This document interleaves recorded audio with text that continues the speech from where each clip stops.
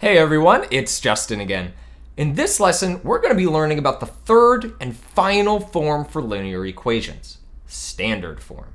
The third form of linear equation is called standard form, and it looks like this.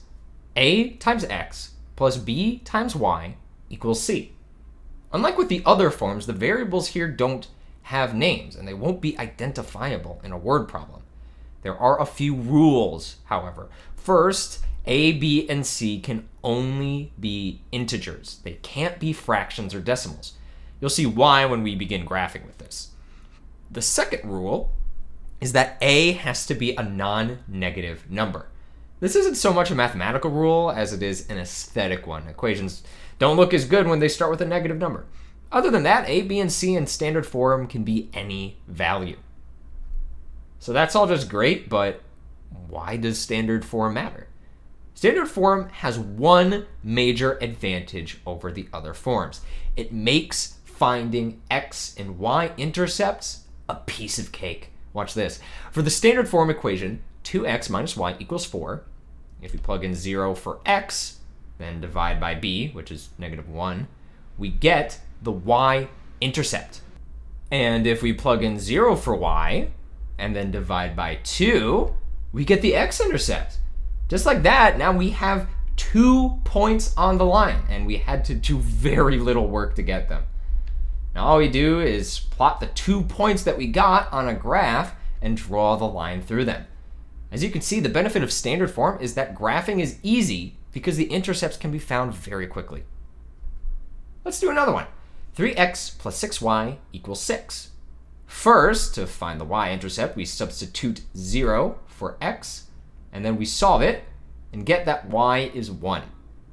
For the x-intercept, just do the same thing with 0 as y, and then we get that x is 2. So our intercepts are 0, 1, and 2, 0, and the line just goes through them. Remember that rule that said all the coefficients had to be integers? Let's talk about why that is. If we wanted to find the y-intercept of this equation, we would plug in 0 for x, and then, we could divide by -3/2, but dividing by fractions can be confusing. Or we could go the long way and multiply by 2 and then divide by -3, but the whole point of standard form is that finding the intercepts is supposed to be easy. But having fractional coefficients just makes things complicated again. So what do?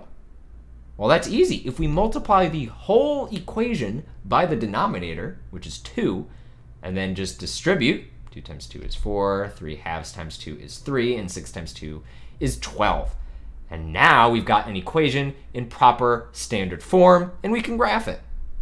To find the y-intercept here, we zero out the x term, and then solve to find that the y-intercept is at 0, -4. To find the x-intercept, we zero out the y term. Then we solve it and find that the x-intercept is at 3, 0. And then we plot those points and just draw the line. Standard form is the third form we've looked at for expressing linear equations. And you know what we can do with things in math that look different but are really the same? We can convert back and forth between them, which is exactly what we'll be doing in the next video.